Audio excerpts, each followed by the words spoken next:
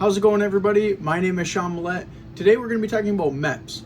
Any questions you might have about it, how to get through the process, how to pass MEPs, whatever you want to call it. Let's get into it.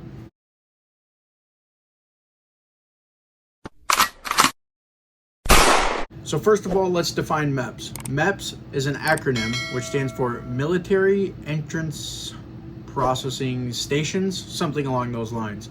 And essentially what it is it is a vital step for you to join the military. Regardless of which branch it is, you have to go through MEPs to join the military. As we get into today's video, make sure you drop a like, comment something down below, and also subscribe, because as of today we are 19 subscribers away from 900, and it would be awesome to hit that goal. With my experience, I had a MEPS building that was in my state. I assume probably most of the 50 states probably have a MEPS building or something along those lines.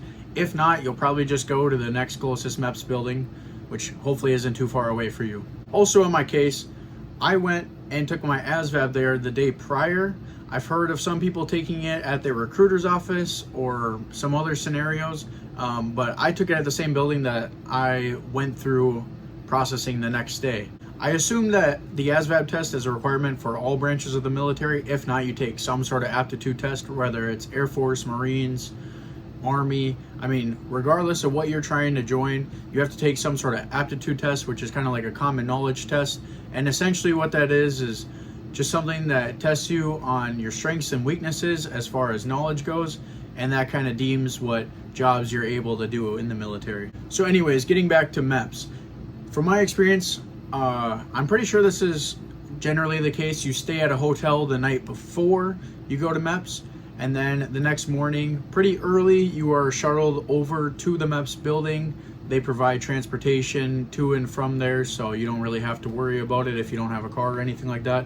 So yeah, you're gonna wake up super early one morning, and that's gonna be a long day for you. So be aware, I'm telling you now, there's a lot of things you're gonna go through, different tests, screenings that are required, essentially for you to join the military. Now the military does this for a few different reasons. Essentially though, they just want to make sure that you're able and capable to join the force. Now throughout your day, you're going to be doing many different things. You're going to get your vision checked, you're going to get your hearing checked. What else? You got to do a urine sample to make sure you're not on any sort of drugs. You are also going to be doing blood work to make sure that you don't have HIV/AIDS or possibly even maybe some other STDs, I'm not sure. Another thing we also did is they had us separate by genders and essentially strip down clothing wise to, I believe, just our underwear and socks, I want to say. And they run you through, I guess you could call it a series of physical tests. I wouldn't really call it that, but one of them they call the duck walk. It's pretty infamous, and you kind of walk like a duck. You squat real low and you kind of walk on one end of your feet while you're squatting, and I don't know, you got to keep your balance, I guess, throughout that. You just go kind of like down and back. It's not too far, it's in a pretty small room. Yeah, the whole time medical examiners are just kind of looking for different things. Another big thing too is medical injuries and prevention. Now what I mean by that is these medical professionals are looking for anything to essentially deem you unable to join the military, because they want to catch it at the lowest level possible, so that way if you do join the military, you're not going back a year later and saying, oh, now you got to give me some sort of disability for all these injuries that honestly might have just been a re-aggravated injury from a previous thing before you even joined the military. So when I joined the military in 2019, they didn't quite have the same system they have now, and I believe it's pretty recent, as of like 21, maybe 2022. There's some sort of system, I forgot what it's called, but essentially it allows for these medical examiners to go back and look at all of your medical records, essentially saying that if you've broken a bone, had concussions, different types of injuries, they can now see that, and you can't lie about it. People used to lie all the time about what injuries they had sustained in the past, and oh, I got this scar from something much more minor than they actually had, and then people would go ahead and use that to their advantage and then end up requesting disability later on in the future, when in reality the Army or military didn't actually even cause it. So yeah, I would say it's pretty difficult to lie about any sort of previous injury now that they have access to all that. So I don't really see any point in not telling the truth. I think honesty is the best policy anyways.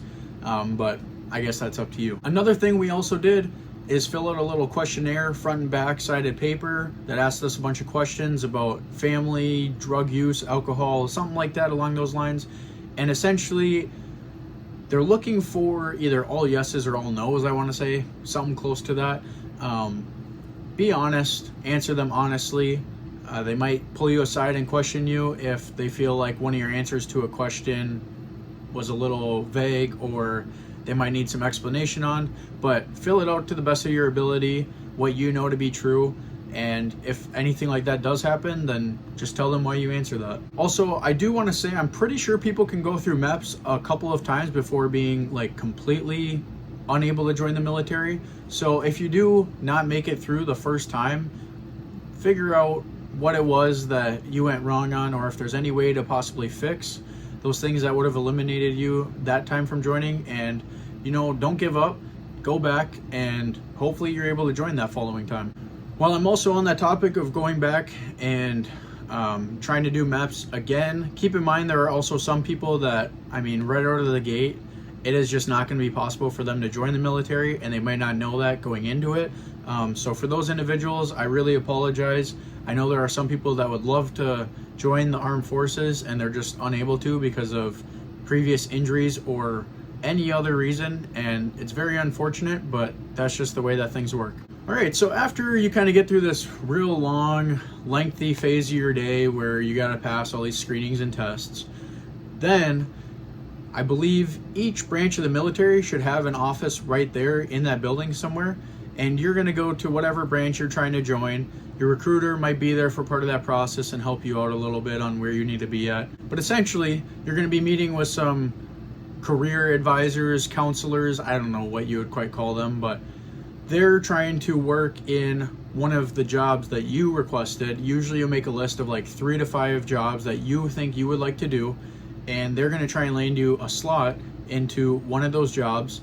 And during that time, I don't know if this has to be predetermined, but you should also think about how long of a contract you want to do. In years past, I know you could do as little as a 1-year contract, maybe even like a 3-year contract, a 4-year contract, and I want to say max of a 6.